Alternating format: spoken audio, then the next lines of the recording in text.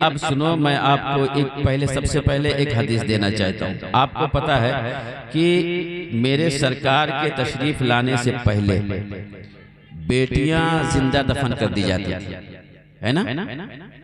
और ये कहाँ पे था? अरब में। और तुर्क में क्या होता था? तुर्क भी पीछे नहीं था। हमारे सरकार के आने से पहले अगर बेटियां सरजमीन अरब में जिंदा दफन कर दी जाती थी तो तुर्किस्तान में ये था कि वहां के बादशाह का हुक्म था कि अगर किसी के घर में कमजोर बेटा ही क्यों ना पैदा हो, क्या कमजोर बेटा पैदा हो जाए तो उस बेटे को 4 सिपाहियों को भेज करके और उस कमजोर बेटे को माँ के गोद में दे करके और उस माँ को तुर्किस्तान के एक ऊंचे पहाड़ी पे सिपाही पहुंचाते थे और पहुंचाने के बाद पहाड़ के करार पे खड़ा करके माँ को और माँ से बोलते थे कि अपने बेटे को नीचे फेंक दे, क्योंकि जो माँ कमजोर बेटे को जन्म दे दे उस बच्चे को जिंदा रहने का हक नहीं है। तो ना अरब पीछे था ना तुर्किस्तान पीछे था, लेकिन हमारा भारत भी पीछे नहीं था, क्योंकि भारत का दस्तूर ये था मेरे सरकार के आने से पहले कि जब किसी का जवान शौहर इंतकाल कर जाता था, खत्म हो जाता था, तो उस जवान बीवी को अभागन और डाइन कहा जाता था। और जब जवान शौहर को आग पे उसका चिता के साथ जब लेटाया जाता तो जवान औरत को जिंदा उसी चिता के साथ लेटा करके जला दिया जाता था। और ये कहा जाता था कि जिसका जवान शौहर खत्म हो गया उसके बीवी को जिंदा रहने का कोई अधिकार नहीं है। तो ये तीनों देश कोई पीछे नहीं है। अगर वो लड़की को दफन करने में आगे है तो वो कमजोर बच्चों को मारने में आगे है, और ये जवान बीवी को जलाने में आगे है। मगर कुर्बान जाओ, जब मेरे सरकार इस दुनिया में तशरीफ लाए तो सबसे पहले फरमाया ये बेटियां तुम्हारी नस्लें हैं, ये बेटियां तुम्हारी बेटी है, यही बेटी तुम्हारी माँ बनेगी, यही बेटी तुम्हारी बहन बनेगी, यही बेटी तुम्हारा रिश्ता बढ़ाएगी, यही बेटी तुम्हारी नस्ल बढ़ाएगी, यही बेटी तुम्हें दुनिया में बसने का सलीका दिखाएगी। और यही बेटी रात के वन्नाटे में अगर बीवी जो है कमजोर पड़ जाए और बीवी के अंदर सुस्ती आ जाए, 12 बजे रात को बीवी ना उठ करके अगर बेटी मौजूद है, चाहे वो बेटी की शक्ल में हो या बहन की शक्ल में हो, 12 बजे रात को उठ करके अगर बाप भूखा है तो खाना खिलाती नजर आती है और भाई प्यासा है तो पानी देती नजर आती है। ये वो बेटियां हैं। लेकिन जब बेटी पैदा होती है ना, मैंने मुबारकबाद क्यों दिया? जब हमारे घर में बेटा पैदा होता है ना तो 25 किलो 50 किलो लड्डू मंगाया, बोलो मंगाया था। और लड्डू बांटने कौन जाता है? हमारे घर की बहन है ना, जो फूफी लगती है। सबसे ज्यादा हकदार फूफी होती है। मेरे सरकार को भी नहलाने धुलाने के लिए कोशिश करने वाली मेरे सरकार की फूफी ही तो थी, है ना। और जो भाई की बहन होती है ना, कसम खुदा की किसी मर्तबा में आजमा करके देख लेना, जिस काम से 12 बजे रात को 2 बजे रात को एक मर्तबा आकर के घर में देखो और देखने के बाद में आवाज लगाओ, बीवी तो अपना बिस्तर नहीं छोड़ेगी, मगर कसम खुदा की अगर बहन या बेटी है तो 2 बजे रात को भी उठ करके लब्बैक कहते हुए दरवाजा भी खोलेगी और सबसे पहले पूछेगी अब्बा क्या भूख और प्यास लगी है, खाना कहीं खाए नहीं खाए। अगर भाई आया है तो मेरे भाई ये बता दे क्या कुछ खा करके आया है या भूखा है। अगर भाई की जुबान से या बाप की जुबान से निकल गया नहीं बेटी इतना काम था कि काम की वजह से मुझे खाने का टाइम नहीं मिल पाया है, कसम खुदा की बीवी तो बिस्तर से उठने के लिए तैयार नहीं होगी, मगर बहन है तो अपने भाई से दर्द भरे जुमले में कहेगी भाई 5 मिनट का टाइम दे दे, मैं तुझे गरम रोटी बना के खिलाऊंगी, ठंडा पानी भी ला करके पिलाऊंगी। बहुत खूब, बेशक, सुभान अल्लाह, वाह। ये वही बेटियां हैं जो कभी बेटियां बन के पालती हैं, कभी बहन बन करके पाला करती हैं।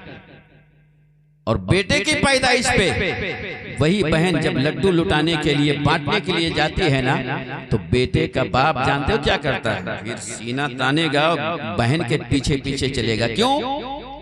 अब लड्डू बांटते हुए बहन तो मेरी बताती चली जा रही ना कि फला के यहाँ लड़का पैदा हुआ, इसलिए ये खुशी में लड्डू लुटाया जा रहा है। अब बाप पीछे से सीना तान करके जा रहा है। क्यों? जब कोई पूछेगा कि क्या हुआ, इतना सीना तान करके क्यों जा रहा है, इतनी खुशी में क्यों जा रहा है, तो वो जवाब देगा मुस्कुराते हुए, जानते नहीं हो लड्डू बंटवा रहा हूँ, बेटा पैदा हुआ है। लेकिन उसी के बरक्स अगर हमारे घर में बेटी पैदा हो जाती है, तो जो बाप बेटे की पैदाइश पे सीना तान करके गांव के गली और कूचे में घूमता था, आज वही बाप खेत में जा करके किसी फसल के अंदर मुंह छुपा करके बैठ रहा है।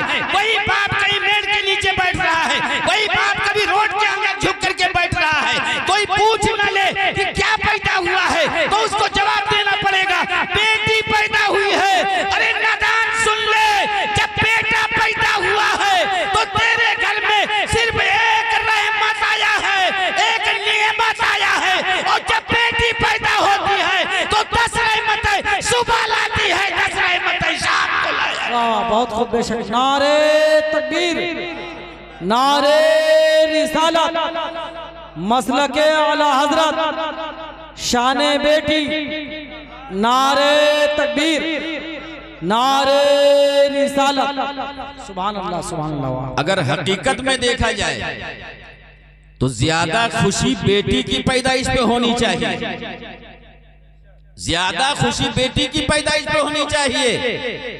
इसलिए कि बेटा लेके कुछ नहीं आ रहा है और बेटी लेके कुछ नहीं जा रही है। बेटा लेके कुछ नहीं आता, बेटी लेके कुछ नहीं जाती, जो कुछ लाती है सब दे के चली जाती है। 10 रहमतें सुबह, 10 रहमतें शाम को, ये बेटी की वजह से आ रहे तुम्हारे घर में। बेटी की वजह से कसम खुदा की तुम्हारे घर में 10 बेटे पैदा हो जाएं, फिर भी अगर भूख से निढाल हो रहे हो, फिर भी तुम्हारी रोजी में बरकत नहीं हो रही है, तुम्हारी नौकरी बार बार छूट रही है, तुम्हारे रिस्क में बरकत नहीं हो रही है, तुम्हारे घर की परेशानियां नहीं जा रही है, दुआ मांग लो परवरदिगार आलम से। ऐ परवरदिगार आलम, हमारे घर में बेटों की तो कतार लग चुकी है, मगर ऐ परवरदिगार आलम, जिस बेटी से अल्लाह के महबूब इतना प्यार करते थे, मौला कम से कम एक बेटी हमारे घर में अता फरमा दे। अब वही 10 बेटे हो चुके हैं, मगर तुम्हारे घर की परेशानी नहीं गई है। ये 10 बेटे हो चुके हैं, तुम्हारी नौकरी मुकम्मल नहीं हो पाई है। 10 बेटे हो चुके हैं, मगर परेशानियां दरवाजा नहीं छोड़ रही हैं।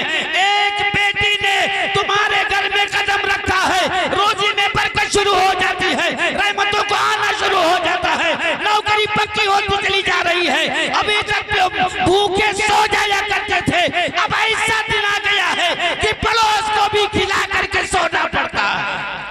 वाह वाह वाह, बहुत खूब, बेशक। ये बरकत किसकी है? सुभान अल्लाह, सुभान अल्लाह। ये सिर्फ बेटी की बरकत है। और जिस बेटे के पैदाइश पे तुम लड्डू लुटाते हो ना, वही बेटा जब बाप का जनाजा उठता है, कंधा देने के लिए भी बेटा तैयार नहीं है।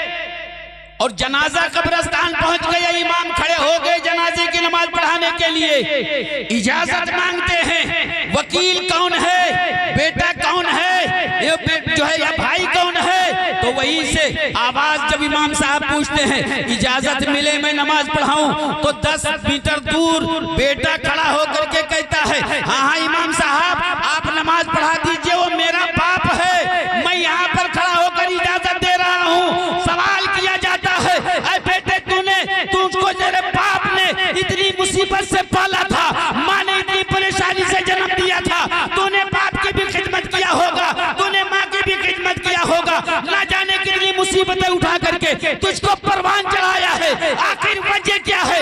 आज तू जनाजे में भी शामिल होने के लायक नहीं है, आज तू बाप को कंधा देने के लिए भी तैयार नहीं है। तो बेटा जवाब देगा, काम इतना था, नहाने का मौका नहीं मिला है। अरे नादान सुन ले, जो बेटा तेरा जनाजे को कंधा न दे सके, जो बेटा तेरी जनाजे की नमाज न पढ़ सके, उस बेटे और जो बेटी घर से कदम निकालते ही माँ बाप के लिए जन्नत वाजिब करते तो उसके लिए कब मना रहा। सुभान अल्लाह सुभान अल्लाह सुभान अल्लाह। बहुत खूब, बेशक, वाह क्या जुमला है, बहुत खूब, माशाल्लाह माशाल्लाह। बेटों की पैदाइश पे खुशी और बेटियों की पैदाइश पे गम। जो खुशियां दे के जाए उसकी पैदाइश पे गम मनाया जाए, और जो पूरी जिंदगी गम देता रहे उसकी पैदाइश पे खुशी मनाया जाए। ये कहां का तरीका है? मुसलमानों, जब बेटी पैदा होती है तो ऐसा नहीं कि जब बेटी पैदा हुई तो रहमत आने लगी, 4 दिन के बाद रहमत बंद नहीं, बंद नहीं होती है। जब तक बेटी माँ बाप के घर में है रहमतों का सिलसिला बंद नहीं होता। मेरे आका फरमाते, सुनो बेटियों को पालने वालों, बेटी की पैदाइश पे खुशियां मनाने वालों, कान खोल करके सुन लो। आज के बाद अगर बेटों की पैदाइश पे खुशी मनाया जाएगा तो बेटियों की पैदाइश पे उससे बढ़कर खुशियां मनाई जाएंगी।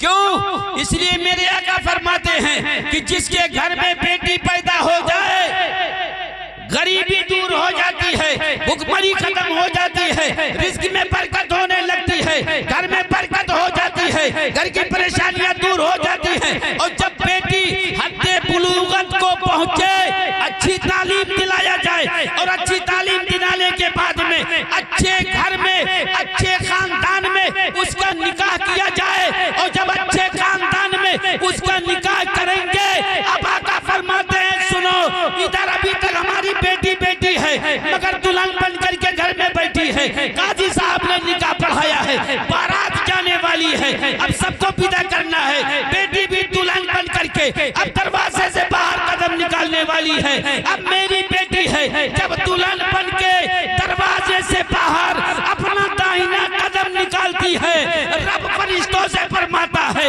आए मेरे फरिश्ते देख, आज मेरे बंदे ने अपनी बेटी को अच्छी तालीम दिला करके अच्छे खानदान में रिश्ता करके दुल्हन बना करके देख अजनबी के घर में भेजने का इरादा बना लिया है, अपने दिल के टुकड़े को दूसरे के घर में भेज रहा है।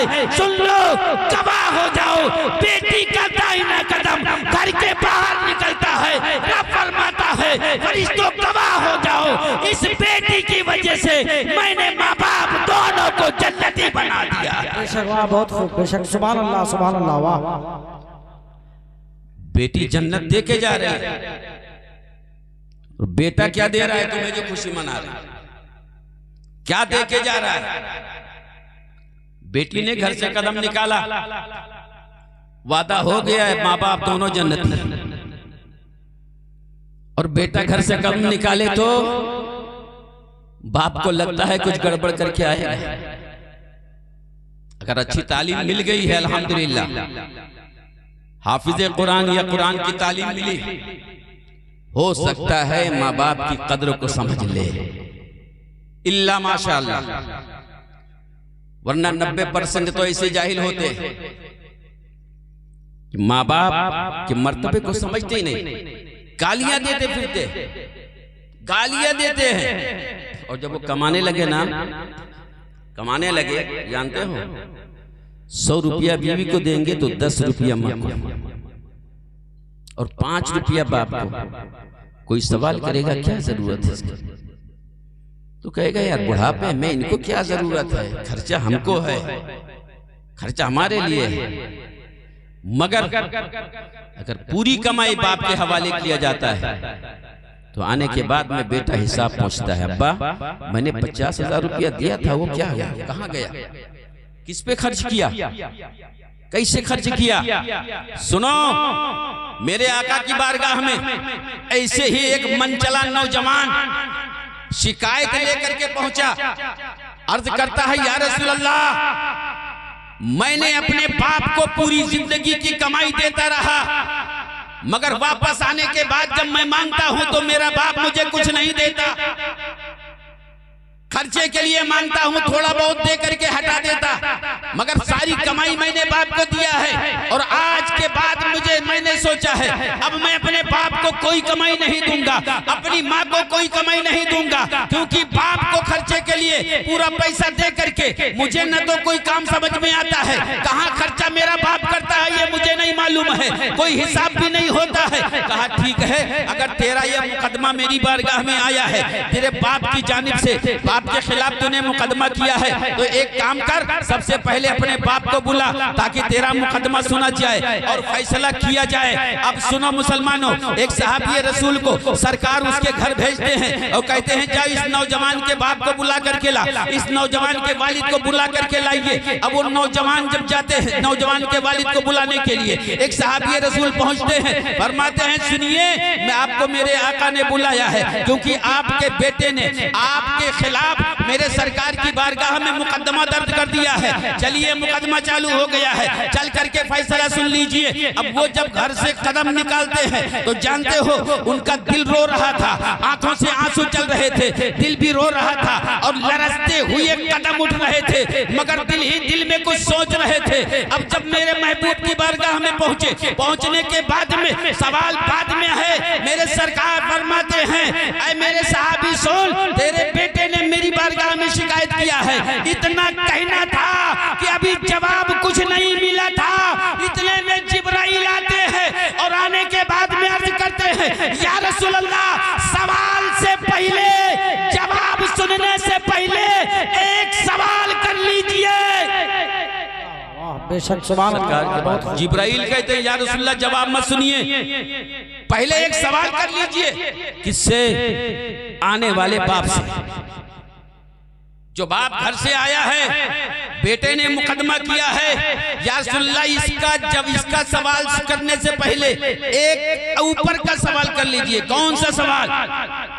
जिब्राइल अर्ज करते हैं या रसूल अल्लाह इस सहाबी से पूछ लीजिए कि जब ये घर से निकला था तो अपने बेटे की शिकायत पे ये दिल में सोच करके क्या,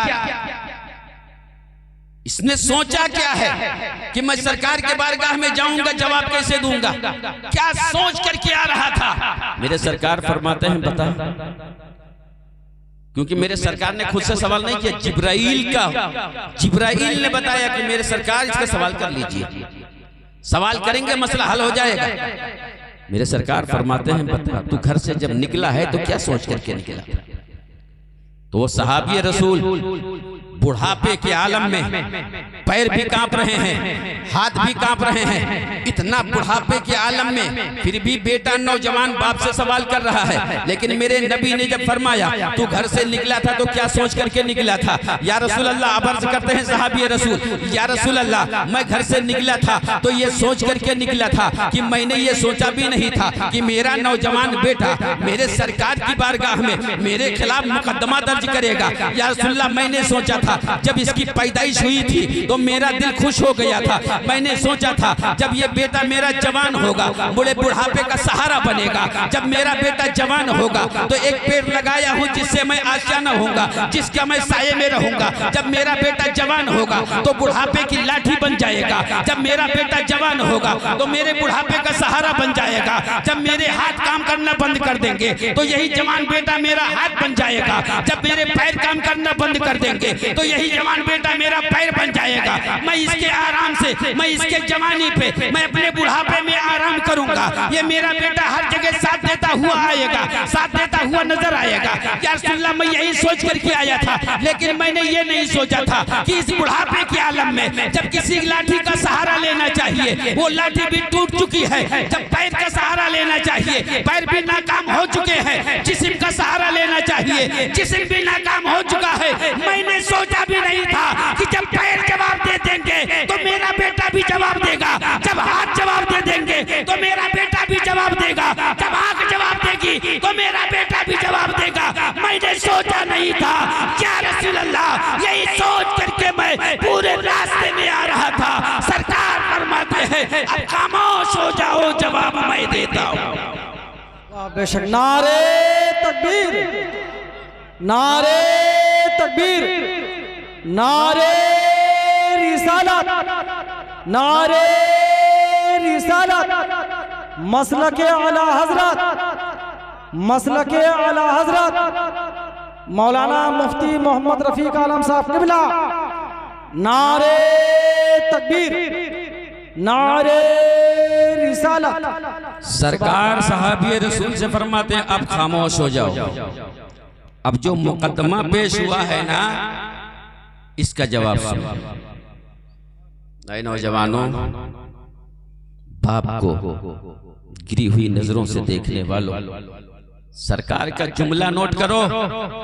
जब उसने मुकदमा पेश किया था कि सारी कमाई मैं बाप को देता हूं और मुझे हिसाब नहीं मिलता, मुझे हिसाब नहीं दिया जाता, मेरे सरकार फरमाते हैं सुन, तू भी तेरे बाप का है और जब तक तेरा बाप जिंदा है तू भी तेरे बाप का है, तेरी कमाई भी तेरे बाप की है, न तू अपने में है न तेरी कमाई तेरा हो सकता है। सब कुछ तेरे बाप का है, तेरा कुछ नहीं है। जब तक बाप जिंदा है न तू अपना है न तेरी कमाई अपनी हो सकती है। एक जुमले में मेरे सरकार ने वो फैसला सुना दिया कि आए नौजवानों, बाप बुढ़ापे के आलम में बाप को गिरी हुई नजरों से देखने वालों, जब तक बाप की सांस चल रही है न तू अपने लिए दावा कर सकता है न अपनी कमाई का दावा कर सकता है। इसलिए तू भी तेरे बाप का है, तेरी कमाई भी तेरे बाप की है, तेरा कुछ नहीं है। जब तक तू तेरा बाप जिंदा है तेरा कुछ नहीं है। और ये कब समझ में आएगा? जब बेटा आलिम दीन होगा, जब बेटा हाफिज कुरान होगा, तब समझ में आएगा कि माँ क्या है, बाप क्या है। ऐसे नहीं मेरे सरकार ने फरमा दिया है कि माँ जन्नत है, बाप दरवाजा। पता चला खिदमत दोनों की जरूरी, बाप को छोड़ दिया, माँ को खुश कर लिया, जन्नत बन के माँ बैठी है, आवाज देगी बेटा आजा, तूने मुझे खुश किया था। बाप दरवाजा बन के बैठेगा, कहेगा नहीं, इसलिए कि तूने दरवाजे को नाराज किया है। अगर जन्नत में और कोई रास्ता है जाने के लिए तो चला जा, दरवाजा नहीं खुलने वाला। और अगर बाप को खुश कर लिया, माँ को नाराज कर दिया, अब बेटा कहता है दरवाजा, बाप कहता है दरवाजा खुल गया, बेटा जन्नत में चला जा, माँ कहेगी जन्नत बन के मैं बैठी हूँ, बेटा अंदर कदम नहीं रख सकता, इसलिए बाप की खिदमत किया था, दरवाजा खुल गया, जन्नत को नाराज कर दिया, कदम नहीं रखना है। खिदमत दोनों की जरूरी है। अब सुनो, बेटी पैदा हुई तो बेटी है, क्या है? बेटी पैदा हुई तो बेटी है। अब जब शादी हो गई तो दुल्हन, मर्तबा बदला ना, बेटा तो बेटा है, बेटा तो सिर्फ बेटा है। अब जैसे बेटी हमारी दुल्हन बनी तो अभी तक हमारी बेटी थी और हमारी बेटी ही रहेगी, मगर वही हमारी बेटी किसी की दुल्हन बन चुकी है। सुभान अल्लाह, वाह, बहुत खूब। किसी की बहू बन चुकी है, किसी की दुल्हन बनी, किसी की बहू बनी, किसी के घर की इज्जत बनी। ये मर्तबे हैं। अल्लाह ने बेटियों के मर्तबे को इतना बुलंद कर दिया है कि आए बेटे, तू जब पैदा हुआ तब भी बेटा है, जवान हुआ तब भी बेटा है, बुढ़ापे में आया तब भी बेटा है। मगर बेटी वो बेटी होती है कि जब तक छोटी रही बेटी है, जवान हुई दुल्हन बन गई और बड़ी हुई माँ बन गई, ऐलान हो गया, ऐ मेरे बंदे, जिस माँ के पेट से तूने जन्म लिया है, कान खोल कर सुन ले, अभी तक तो ये बेटी थी, उसके बाद दुल्हन बनी, उसके बाद माँ बनी, अब जिस माँ ने अपने बेटे को जन्म दिया है, सुन ले, अब वही माँ है, उसी का कदम है और जन्म लेने वाला बेटा है। अब उसके कदम को उसी माँ के नीचे रख दिया गया। सुभान अल्लाह, सुभान अल्लाह, वाह, बहुत खूब, बेशक, वाह, सुभान अल्लाह। मर्तबे बुलंद हुए, रुतबा बदलता जा रहा है या नहीं? पहले बेटी, फिर दुल्हन, फिर बहू, फिर माँ, फिर कदम के नीचे जन्नत, फिर कदम के नीचे जन्नत। अच्छा एक बात बताओ यार, जिसके इतने मर्तबे बदल जाएं और बुलंदी पर चली जाए, उसके लिए सर छुपाया जाए? बोलो ये कहाँ के इंसाफ है? इंसाफी है ना इंसाफी है? इसीलिए मैंने कहा बेटों से ज्यादा खुशी बेटियों की पैदाइश में मनाना चाहिए। सुभान अल्लाह। हाँ मैं मानता हूं बेटा भी इस लायक है,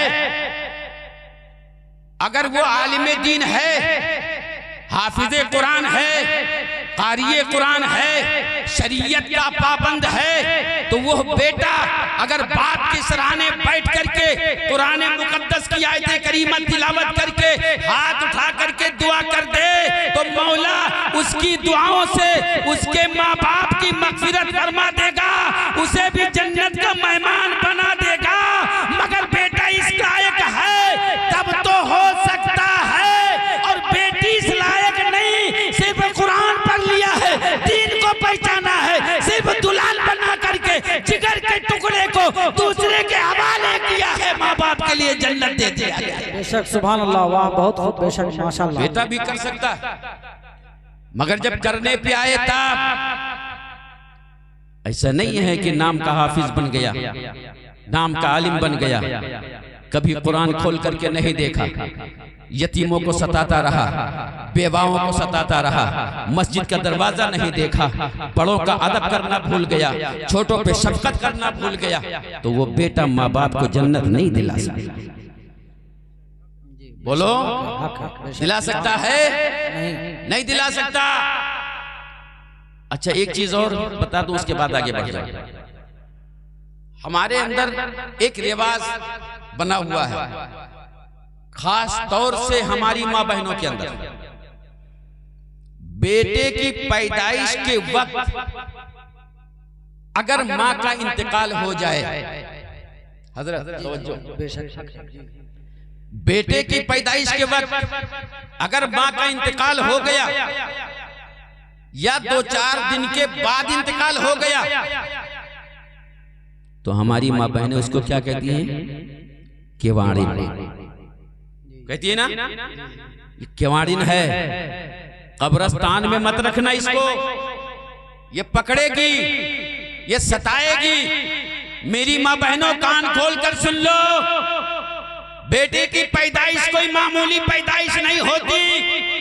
मेरे सरकार फरमाते हैं कि बेटे की पैदाइश के वक्त में जिस माँ का इंतकाल हो जाए वो किवाड़ी नहीं, बल्कि 70 मर्तबा तुम पैदा हो और अपनी मौत से मरो, फिर भी उस मौत के बराबर नहीं हो सकती, क्योंकि जो बेटे की पैदाइश के वक्त जिस माँ का इंतकाल होता है वो माँ शहीद हुआ करती है। वाह बेशक सुभान अल्लाह, वाह बहुत खूब, क्या जुमला है। और जो पैदाइश के वक्त माँ मर जाए, उस माँ को तुम कहते हो कब्रिस्तान में मत रखना, इसलिए कि ये केवाड़िन है। माँ बहनों वो शहीद है, और कब्रिस्तान के अंदर जिसके बगल में उसे दफन कर दिया जाए, अगर उसके बगल वाले को अजाब हो रहा होगा, इस माँ की वजह से उसका अजाब भी खत्म कर दिया जाए। वाह वाह बेशक सुभान अल्लाह, वाह वाह बहुत खूब, बेशक वाह सुभान अल्लाह माशाअल्लाह। कितनी भूल है हमारे अंदर, कितनी भूल है। हम शहीद एक माँ को केवाड़िन का नाम देते, कब्रिस्तान में रखने से मना करते। कितनी भूल है हमारे अंदर। अरे हमें तो उस माँ को कंधा देना चाहिए, क्योंकि वो शहीद है। और मेरे सरकार फरमाते हैं कि अगर मगफिरत हुए लोगों की कोई कंधा दे दे या जनाजे में शामिल हो जाए, उस शहीद की बरकत से कंधा देने वाला भी जन्नती होगा और जनाजे में शामिल होने वाला भी जन्नती होगा। बेशक सुभान अल्लाह, वाह बहुत खूब, बेशक क्या खूब है। अब बताओ, जिसको हम केवाड़िन कहते हैं वो कितनों को जन्नत दिला करके जाएगा? जितने कंधा देंगे वो भी जन्नती, और जितने जनाजे में शामिल होंगे वो सब जन्नती बेशक सुभान अल्लाह होंगे। अब बताओ कितनी बुरी इल्लत है हमारे अंदर, ये ला इल्मी के बिना मालूमात नहीं है, इसीलिए ना। अच्छा चलो एक बात मैं बताऊं, जैसे अब मैं फिर वापस आता हूं, बेटी रहमत है, क्या है? रहमत है, रहमत है। जब तक बेटी दुल्हन नहीं बनी थी 10 रहमतें सुबह और 10 शाम को बराबर हमारे घर में आ रही थी। अब दुल्हन बन करके वो जब पराई हुई, एक अजनबी के घर को बसाने के लिए गई, तो क्या वो रहमतें बंद हो गई? नहीं, रहमतें बंद नहीं होती है। आपने सुना भी होगा किसी के घर में 4 बेटे हैं, 5 बेटे हैं, 8 बेटे हैं, और जब कोई बूढ़ी माँ बैठती है ना, और तो 4 औरतें वहां बैठती हैं, तो वो अपने आप में शिकायत करते हैं, माँ क्या करूं, मेरे घर में बरकत नहीं होती है, बेटा कमाता है मगर पता ही नहीं चलता है, मेरे घर में रिस्क आता है लेकिन कम पड़ जाता है। शिकायतें होती हैं। जब औरतें आपस में बैठती हैं तो इस तरह से शिकायत करती हैं। तो जानते हो वो बूढ़ी माँ क्या कहती है? अच्छा एक बात बता बहन, क्या तेरे घर में जवान लड़का है? हाँ माँ जवान लड़का तो है, तो शादी क्यों नहीं कर लेती? अब वो चौंक करके कहती है, शादी से और गरीबी से क्या ताल्लुक है? चौंक के जवाब देती है, माँ एक तो वैसे परेशानी है, शादी कैसे करूं, और शादी और गरीबी से ताल्लुक क्या, शादी और बेबरकती से ताल्लुक क्या? तो वही बूढ़ी माँ कहती हुई नजर आती है, सुन, अगर तेरे घर में परेशानी है तो बहू लेकर के आ जा, तेरे घर में परेशानी है बहू बना करके ले आ, बेटे की शादी करके ले आ। जैसे बहू का कदम तेरे घर में पड़ेंगी, 10 रहमतें जो माँ बाप के घर पे आती थी, अब वो रहमतें तेरे घर में आएंगी, गरीबी दूर हो जाएगी, परेशानी खत्म हो जाएगी, बरकतों का नुज़ूल होगा। नारे तकबीर, नारे रिसालत, मसलके आला हजरत, जश्न ईद मिलादुन नबी हजरत मौलाना मुफ्ती रफीक आलम साहब क़िबला, नारे तकबीर, नारे रिसालत, सुभान अल्लाह। बहुत परेशानियों से घर को बचाए उसका बाप खुद परेशान है, बोलो है? जो बेटी पैदा होने के बाद परेशानियों से घर को बचा ले, खुद उसका बाप परेशान है, जंगल में जाके मुंह छुपाता है, यार बेटी आ गई। अरे ये मुंह छुपाने के लिए नहीं आई है, तेरे मुंह को उजागर करने के लिए आई है, तेरी परेशानियां दूर करने के लिए आई है। और आए बाप सुन ले, अगर तूने अच्छी तरबियत दे दिया है तो तुझे जन्नत दिलाने के लिए आई है। हम सब कुछ करते हैं जन्नत के लिए, मदरसे में खिदमत करते हैं किसके लिए? जन्नत मिल जाए, है ना? नमाज पढ़ते हैं किसके लिए? जन्नत मिल जाए। रोजा रखते हैं जन्नत मिल जाए, हज करते हैं जन्नत मिल जाए, और जो ज़कात देते हैं जन्नत मिल जाए। हर काम हम नेक करते हैं इसलिए कि जन्नत मिल जाए। लेकिन क्या बेटी ने कहा था, अब्बा जिस दिन मैं घर से कदम निकालूंगी तो अगर नमाज नहीं होगी तो जन्नत नहीं मिलेगी, रोजा नहीं होगा तो जन्नत नहीं मिलेगा। देखिए नमाज फर्ज है, रोजा फर्ज है, ज़कात फर्ज है, हज अगर इस्तिताअत है तो फर्ज है। लेकिन ये क्या है? ये जो कुछ भी है फर्ज, ये हुकूकुल्लाह है। क्या है हजरत? जुमला नोट कीजिएगा, ये हुकूकुल्लाह है। नमाज ले लो, रोजा ले लो, हज ले लो, ज़कात ले लो, ये हुकूकुल्लाह है। हुकूकुल्लाह को अल्लाह चाहे तो माफ कर दे, मगर हुकूकुल इबाद को उस वक्त तक रब माफ नहीं फरमाता जब तक बंदा माफ ना कर दे। बेशक, वाह, बहुत खूब, बेशक बेशक, सुभान अल्लाह। किसी बंदे को तकलीफ मत पहुंचाओ, क्योंकि जब तक बंदा माफ नहीं करेगा रब माफ नहीं करेगा। हुकूकुल्लाह में अगर इबादत में कमी आ गई तो रब चाहे माफ कर दे। इसीलिए मेरे सरकार फरमाते हैं, बेटियों को प्यार से पालो, अच्छी दुल्हन बना करके अच्छे खानदान में भेजो, माँ बाप सब जन्नती हो जाए। बेशक, सुभान अल्लाह, सुभान अल्लाह, बहुत खूब। वहां पर मेरे सरकार ने ये नहीं फरमाया था कि माँ बाप अगर नमाजी होंगे तो जन्नती होंगे, रोजेदार होंगे तो जन्नती होंगे, ज़कात देते होंगे तो जन्नती होंगे, हज किए होंगे तो जन्नती होंगे। नहीं, तरबियत अच्छी दो, अच्छी तरबियत दिया जन्नत के हकदार बनोगे। अच्छा, अब एक चीज क्या है हमारे अंदर, बात बात पे तलाक, समझिएगा, बात बात पे तलाक। नारा लगाओ, नारे तकबीर, नारे रिसालत, मसलके आला हजरत, मसलके आला हजरत हजरत अल्लामा मौलाना शब्बीर खान साहब क़िबला।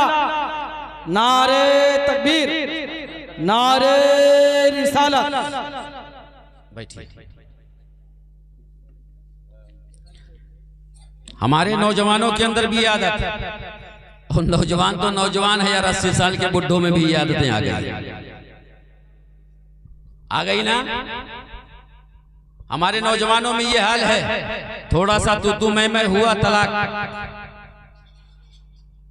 क्या नौजवान तूने कभी सोचा है ये तलाक का जुमला कितना खतरनाक है, कितना बड़ा खतरनाक है, कितना बड़ा गुनाह है।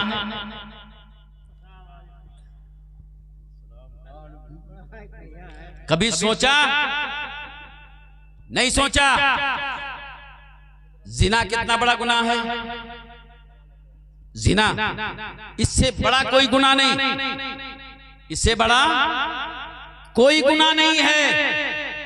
मगर सुनो, तलाक जिना से भी बड़ा गुनाह है। हक है, हक है, हक है। तलाक जिना से भी बड़ा गुनाह है।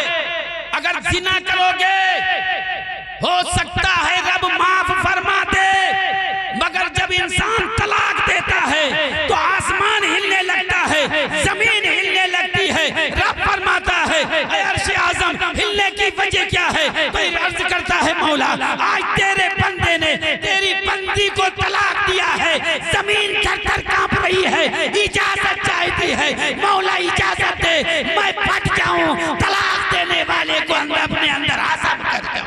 हक है, हक है, हक है। इतना बड़ा गुनाह कि तलाक हमारे जुबान से निकले, उधर अर्श आज़म हिले, इधर जमीन थरथराए। और बताओ कौन सा गुनाह है जिससे अर्श आज़म हिलने लगता है, जमीन थरथराने लगता है?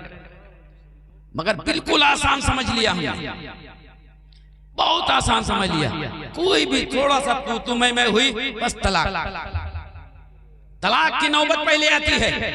मेरे दोस्तों, होती है गलती, सुनो मसला सुनो, गलती होती है मगर माइनस करने से होगा। तलाक उसका इलाज नहीं है। हाँ, बुजुर्गाने दीन ने भी फरमाया, हदीस रसूल में भी आया, बुजुर्गों का तरीका भी रहा है, तलाक देना दुरुस्त तो नहीं है, लेकिन अगर हमारी बीवी के अंदर हद से ज्यादा कमियां आ गई हो तो तलाक दिया नहीं जा सकता, तलाक की धमकी दी जा सकती है। हक है, हक है, हक है, हक है। धमकी दो, अगर ये सुधार नहीं आया तो तलाक दे दूंगा, ऐसे कहने से तलाक नहीं होगा। क्या कहेंगे? तलाक दे दूंगा, इस तरह का जुमले से तलाक नहीं होगा। फिर भी न माने तो एक तलाक दो। कितना? एक तलाक दो, तीनों तलाक एक साथ में मत दो। और यही 3 तलाक का मसला हमारी गवर्नमेंट ने उठाया था और इसको प्रस्ताव पास कर दिया ना। अगर हमने महबूब के फरमान पर अमल किया होता तो आज हुकूमत के अंदर यह ताकत नहीं थी कि तलाक का मसला हमारा है और हल वो निकाले। मेरे सरकार ने पहले ही कह दिया है, तीनों तलाक एक साथ मत दो। और यही गवर्नमेंट ने भी तो बनाया, जो 1400 साल पहले हमारे लिए मसला पेश किया गया। अब गवर्नमेंट कह रही है कि तीनों तलाक देने वाले को सजा। तो क्या मेरे सरकार ने यह नहीं फरमाया था तीनों तलाक देने वाले को इतना बड़ा अज़ाब? बोलो, ये तो पहले से फैसला हो चुका है। बीवी को सुधारना है, नहीं सुधर रही है, एक तलाक दो। और एक तलाक देने के बाद इद्दत गुजरने से पहले बीवी को बीवी समझ लो, बीवी शौहर को शौहर समझ ले, मियां बीवी एक हो जाओ, दूसरी तलाक वाकई नहीं होगी। हक है, हक है। दूसरी तलाक की नौबत ही नहीं आएगी। और सुनो, अगर जरूरत पड़ गई दूसरी तलाक भी देना पड़ा तब भी हलाले की नौबत नहीं है। हक है। तब भी हलाले की नौबत नहीं है। मैन मुद्दा सुनो, ये तलाक का मसला बड़ा लंबा, इतना ज्यादा नहीं बयान करूंगा, मगर मैन मुद्दा सुनो। अगर बुढ़ापे के आलम में मां ने, बाप ने मां को तलाक दिया और जवान बच्चों ने मां को अपना लिया, कान खोल के सुनिएगा, इधर उधर फू फाई करने वालों, ना हक किसी का हुक्का पानी बंद करने वालों, शरीयत की जानकारी लेने के बाद कोई काम का कोई कदम उठाया करो, इसलिए कि कोई भी मुसलमान को तकलीफ नहीं दे सकता। अगर किसी से कोई मुसलमान परेशान हुआ तो वो कामिल मुसलमान हो ही नहीं सकता। अगर तलाक दे दिया बिन इत्तेफाक और जवान बच्चों ने मां को अपना लिया, नहीं मेरी मां मेरे पास रहेगी, हम इसकी किफालत करेंगे, क्योंकि मां है तो बेटों का हक है कि मां को अपना ले। अगर बेटों ने मां को अपना लिया है तो मां का फर्ज यह बनता है कि जिस शौहर ने उसे तलाक दिया है उससे रग़बत खत्म कर दे, उससे बात खत्म कर दे, उससे ताल्लुक खत्म कर दे, बीवी का रिश्ता खत्म कर दे। अगर ऐसा होता है तो उसके घर पे खाना भी जायज है, पीना भी जायज है, आना भी जायज है, जाना भी जायज है, बातें करना भी जायज है। हुक्का पानी बंद नहीं किया जा सकता है, हर चीज में शरीक होना चाहिए। हक है, हक है, बेशक। बहुत अच्छे, बहुत खूब। थोड़ी थोड़ी बातों में तलाक की नौबत आती है। अच्छा, एक इशारा और दे दूं फिर मैं उतर जाऊं कुर्सी से। हजरत हमारे तशरीफ ले आए।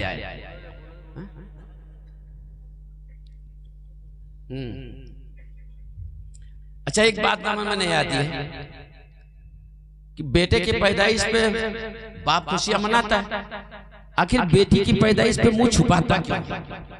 फजीलत तो समझ में आ गई ना। अब इंशाअल्लाह मुझे उम्मीद है कि जितने लोगों ने सुना होगा अब बेटी की पैदाइश पे ज्यादा खुशी मनाएंगे ना इंशाअल्लाह, क्योंकि जो बेटी दे करके जाती है वो बेटा देकर नहीं जा सकती।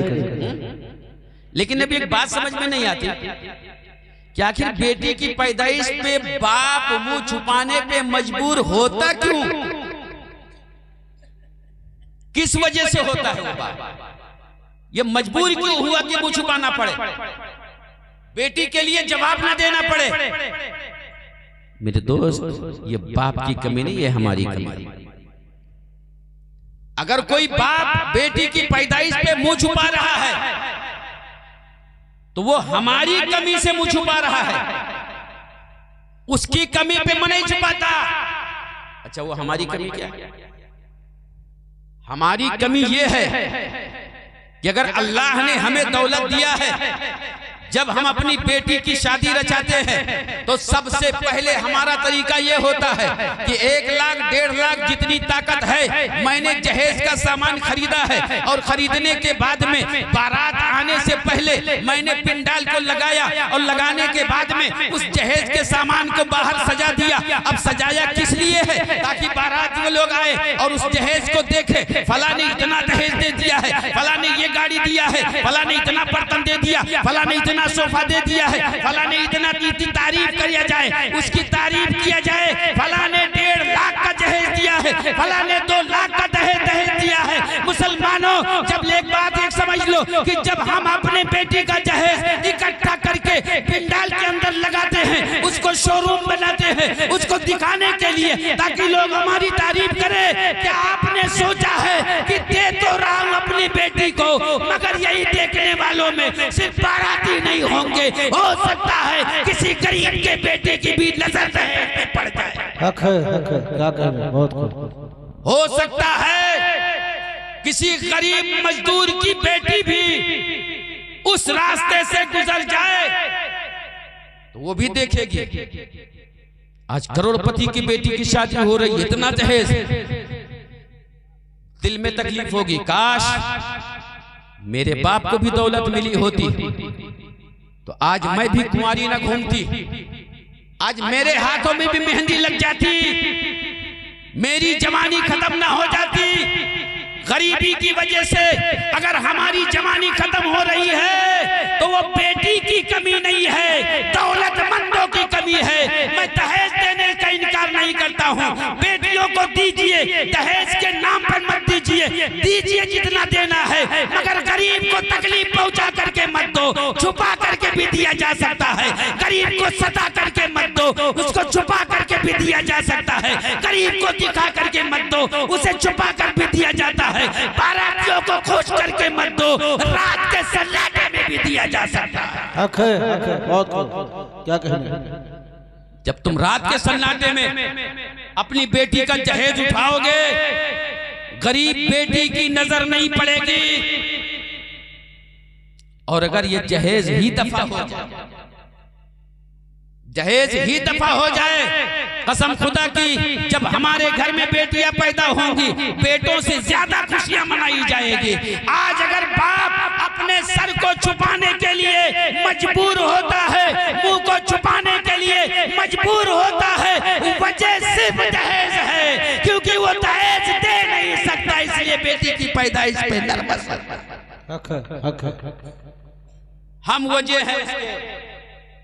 अगर बाप मुंह छुपाता है तो उसकी वजह हम हैं, बाप नहीं है। आज हम अपनी बेटियों को मदद करने के लिए रात के सन्नाटे में मदद करना शुरू कर दें। और सबसे पहले तो हम उन बेटों के बाप से गुजारिश करेंगे, जब बेटा हमारा दूल्हा बनता है ना, दूल्हा बनता है तो वो क्या होता है?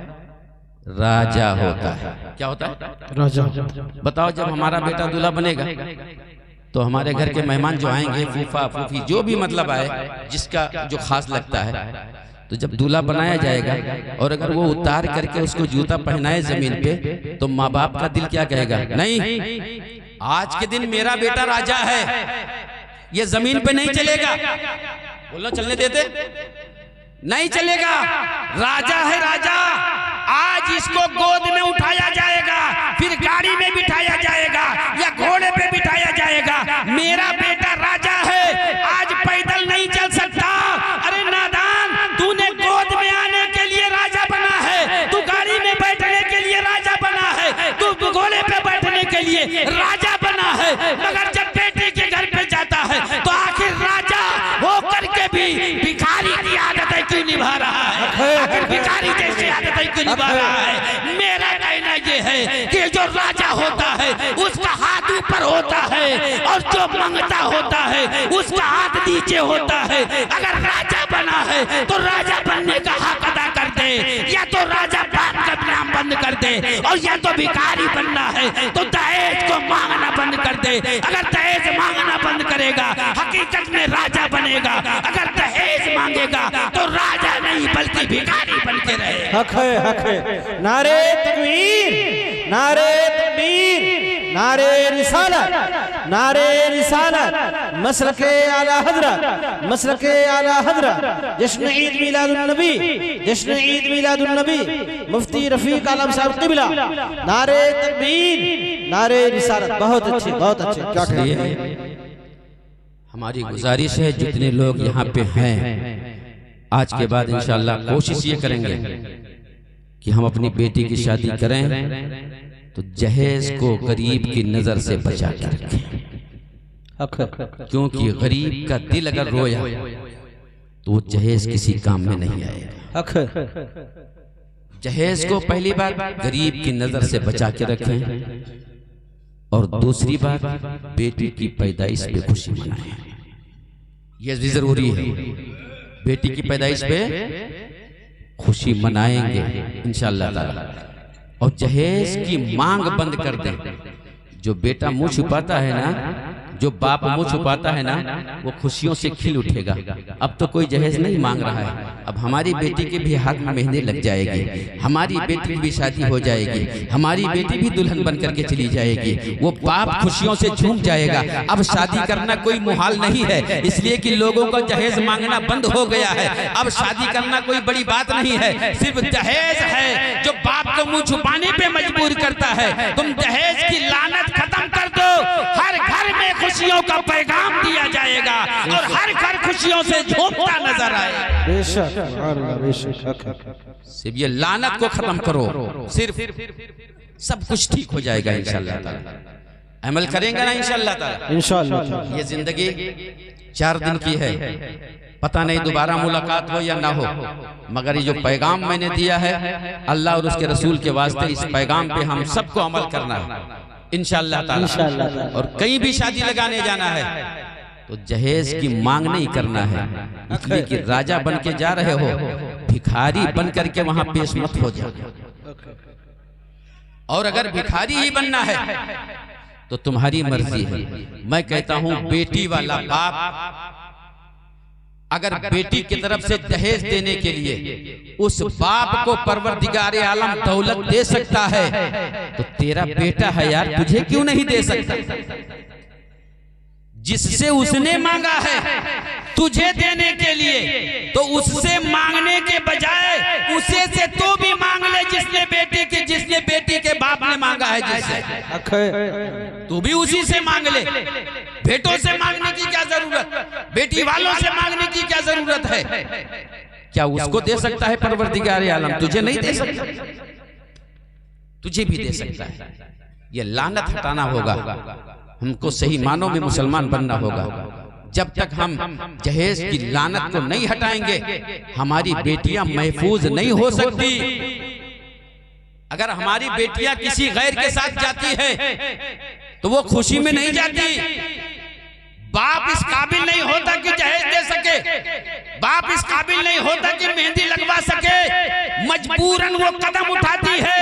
अगर जहेज की लानत खत्म कर दिया जाए तो गरीब बाप की बेटी भी एक ना एक दिन मेहंदी लगा करके दुल्हन बनने के लिए तैयार हो जाए।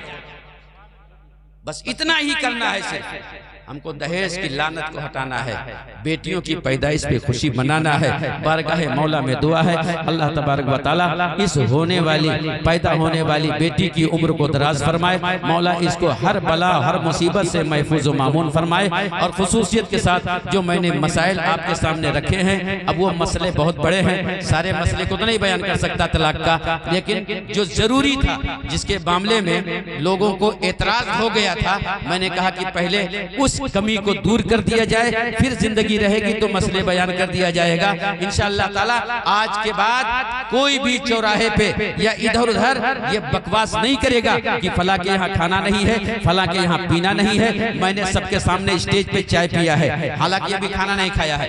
ये मेरा चाय पीना सबके लिए दलील है कि अगर हजरत ने पी लिया है तो हमें भी खाना चाहिए, हमें भी पीना चाहिए। इसी पे अमल करना इंशाअल्लाह ताला बस। और हमें जो भी आगे बढ़ करके करना है दीन के फरोग के लिए करना है, अपने बच्चों को अच्छी तालीम दिलाना है, अपने बच्चों को सबसे पहले कुरान की तालीम दिलाएं, उसके बाद में हिंदी इंग्लिश जो भी चाहें वो पढ़ाएं। और आजकल का तो दस्तूर बन गया है, जो भी मदरसे हैं मान्यता प्राप्त मदरसे वही मदरसे चलने पा रहे हैं, बाकी सारे मदरसे तो बंद कर दिए गए हैं। और गवर्नमेंट की नजर जानते हो किस पे है? सिर्फ हम पे इसलिए है कि जड़ हमारा मदरसा है और अब हमको कहीं दूसरी जगह हिंदी इंग्लिश या साइंस की पढ़ाई ढूंढने नहीं जाना है। जितने मदरसे मानक में हैं, जितने मदरसे मान्यता प्राप्त हैं, उस मदरसों में अरबी उर्दू हिंदी अरबी इंग्लिश साइंस सारी पढ़ाइयाँ दी जा रही हैं। किसी भी मदरसे में भेज करके अपने बच्चों को दीनी और दुनियावी दोनों तालीम से आरास्ता करो। जब तुम्हारा बच्चा कामयाब होगा तो इंशाअल्लाह ताला पूरी जिंदगी ये समझेगा कि हम भी अपने बाप के हैं, हमारी कमाई भी हमारे बाप की है। अस्सलामु अलैकुम व रहमतुल्लाह।